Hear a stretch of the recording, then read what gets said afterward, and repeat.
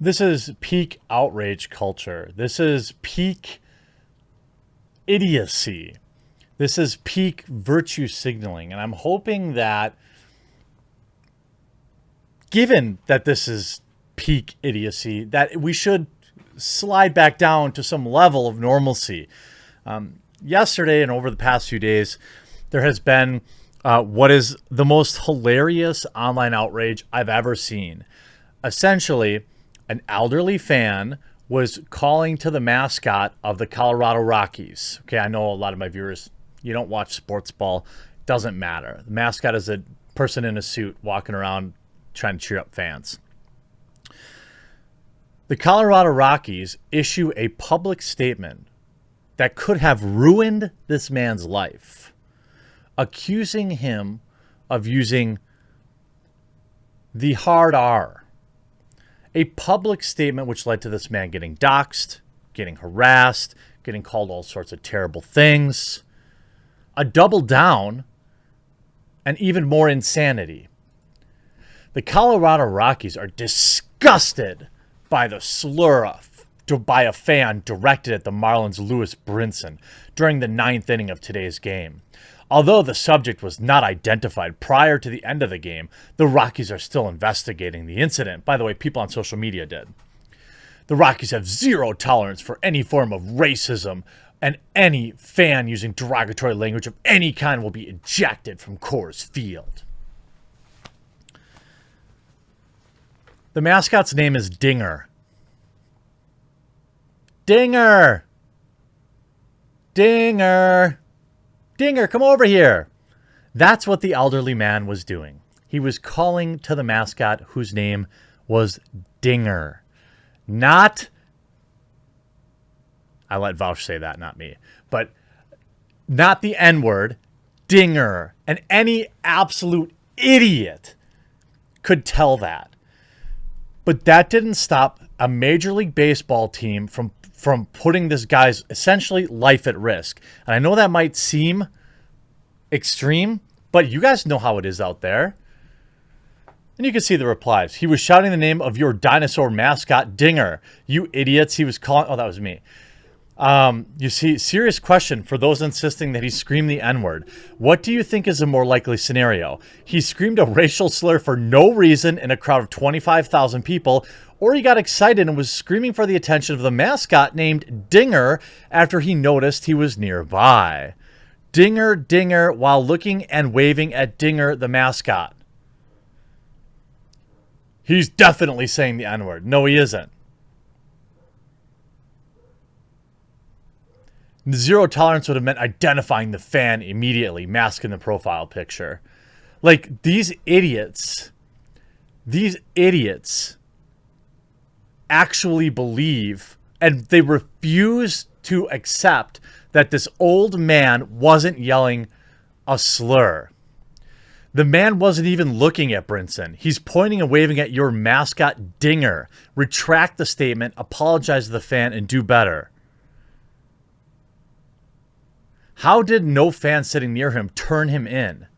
What do you mean turn him in? He was calling for the mascot, you idiots. And you even have Major League Baseball players. Lewis Brinson keeps hearing the N-word after Rockies end investigation. Miami Marlins Lewis Brinson said he still keeps hearing the N-word in the video clip of the fan yelling during his at-bat of the Rockies. So I watched the video at least 50 times in the past 15 to 16 hours, Brinson said, according to the Associated Press. After the game in San Diego Monday, I watched it a lot, especially when I heard that he said Dinger instead of the N-word. Personally, this is again my personal opinion, I personally kept hearing the N-word. Why? Like, are you, like, okay, can we just dial it back with the racial division crap? Like, race relations feel like they haven't been this bad in 50 years because of mainstream media and virtue signaling bullcrap. Like, what is this old guy supposed to do when the Colorado Rockies tweet out that he is, like, for sure guilty of it? Of course, the video app with, he's clearly calling for Dinger. After a thorough investigation of the included calls and emails and video clips from concerned fans, media and broadcast partners, the Rockies could have concluded that the fan was indeed yelling for Rockies mascot Dinger in hopes of getting his attention for a photo. And there was never any slur that occurred. Wow, thanks. Printed on the back page days later after this guy probably suffered immense harassment. The Rockies said that fans in the area reached out to the organization defending the fan after its statement Saturday night reiterating its zero-tolerance policy. The Rockies have zero-tolerance policy, blah, blah, blah. No players reacted to shouts during the game. Neither Lewis nor the Marlins on the field or in the dugout heard what was even shouted. But you got somebody shoving a microphone in their face being like, hey, this white guy called you a racial slur, don't you think? Sure. Brinson said he was getting a lot of love and support. Look, it never happened. I mean, it just never happened. And this is just a symptom of society being so quick to judge and so desperate to string people up, to cancel them. There was never any actual slur ever uttered. Like, even if, like, let's say that on the list of likely scenarios, one, and the most likely, he was calling for Dinger in the team's mascot who was mere feet away.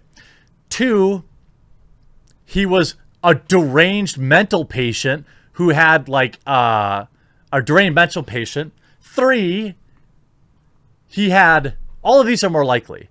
Three, he had Tourette's. Like, these are the only three likely scenarios. And the news and the media continue to promote that he was saying it anyway. And then it took several days for them to finally come out and say, an update. You could see my gay son Rupert is a lifelong Rockies fan. He was absolutely devastated by this incident. He can't understand why everybody rushed to condemn the fan as racist. In fact, I myself am literally shaking as I type this. Do better, outlaw urban your state. Thanks. I always see Barry in there.